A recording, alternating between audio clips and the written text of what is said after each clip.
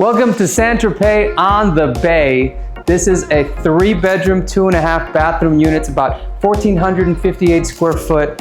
Great space, lots of natural light. Check out the principal bedroom. As you can see, lots of natural light, fully equipped, king-size bed, and the principal bathroom has everything you need. Walk-in shower, nice tub, dual sinks. Best part is it's a split bedroom residence, which means that the kids are over there. Beautiful kitchen, stainless steel appliances, has everything you need for full-time residence.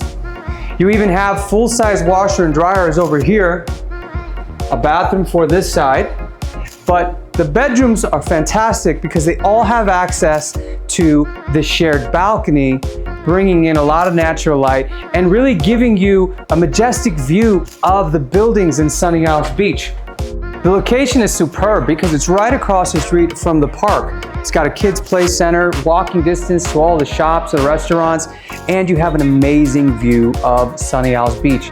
This is a great, comfortable location for a couple with family, maybe the kids come to visit. 6 months or a year, it's available.